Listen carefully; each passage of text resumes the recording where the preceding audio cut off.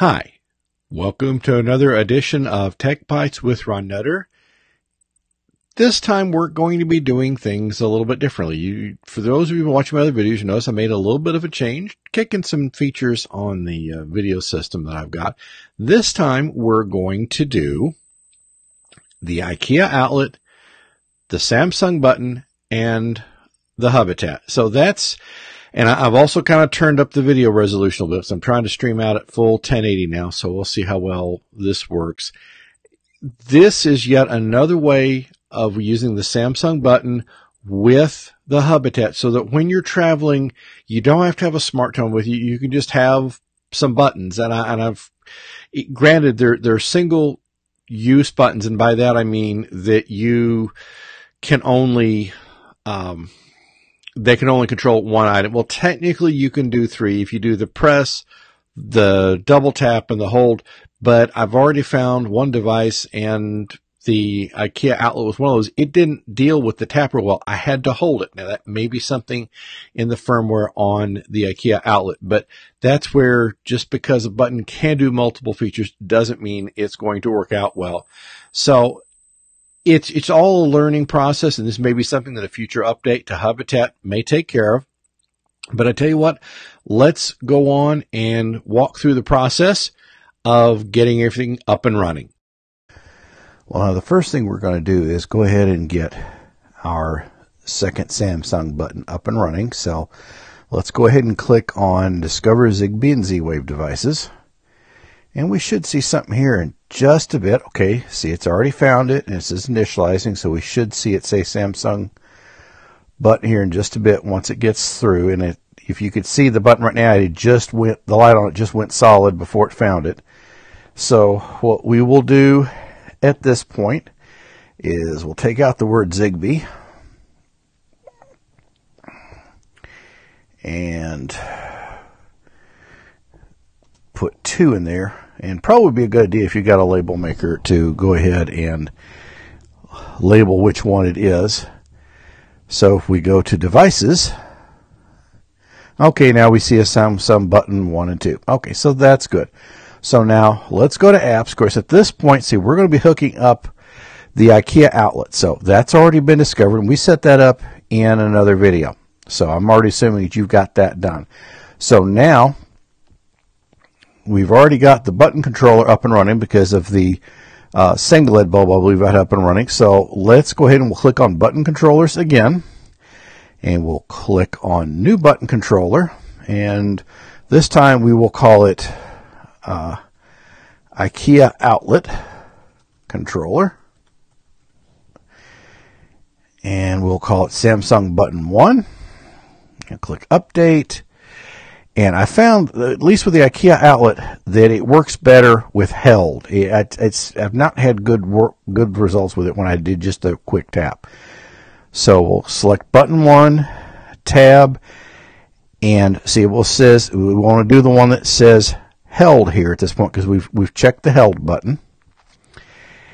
And we will control switches, buttons, and that kind of thing. And then we will toggle. See, now we've got IKEA outlet, and we'll click update, and we'll select push a button, Samsung button 2, update 1, which there's with the Samsung single button, there's only one button you can go to. And we'll select done. Because see, it says toggle, it says push button 1, IKEA outlet, so we're good to go there. And we'll click done, done, done. Okay, and see, now we've got 2 controllers. So if we go over to the logs and we press and hold the button, okay, see, it held it, so it found it right away. Now we turn it back on. Now we turn it off. And so if we go up here to dashboards, main, see, we don't have that one on here. We can fix that. So we'll go down here to IKEA outlet, template. We should be one that says outlet down here. and outlet. What do you know? Add tile, and we'll close menu.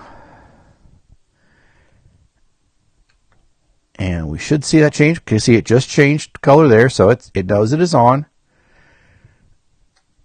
And turn it back off.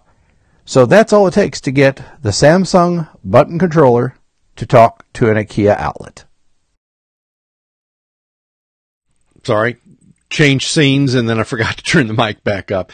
So that's one advantage, especially if you're going to take the Hubitat on the road with you, that you can, ideally take at least a couple of things with you to have very quick action on, like, especially if it's one of the outlets, if it's a bulb you're taking with you, so you've got something you use right away. And especially if you're going to be in and out of the room, there's ways where you can either leave the buttons in there or, have it with you and have some sort of like little carry case so they're not tripping all the time, which is a good reason to have them using them as the held function and not the tap, either held or double tap. But depending on the device, you may find, like I have, that some work better with others. So this is just all a process of learning. What may work fine for one, may not work as well for somebody else. We've got more devices yet to come. The conversations I had with the company, it's been about a week now, should start seeing some things show up here fairly soon. That's a lot of potential, and I'll identify the company once things are in place, but there's going to be a lot of potential there for a full traveling Hubitat setup, because I've got some travels of my own set up here in the next few months, and I'll have a chance to take it out on the road with me. And I plan on doing some videos while traveling so you can see what I'm actually using this for and how I'm going to be implementing it. It may give you some ideas. But so there's not going to be any one right way to do this. There's all sorts of possibilities with Hubitat. You've seen me already use Stream Deck. Stream Deck's more for home option, and I'm looking at some ways for an affordable PC to be able to leave that on so you can drive the Stream Deck all the time. And there's some ideas coming up here, but I want to make sure that they're going to work out well before I take that to the next point. Well, bringing this video to an end, thank you so much for watching. I do appreciate it. For those who subscribe to the channel, thank you again very much. If you like this video, would appreciate if you hit that like button. If not, I certainly understand. If there's something you'd like to see me do or something you feel I could do better, please let me know, because I want you to get as much use out of these videos as we can. And we'll talk to you again soon. Thank you.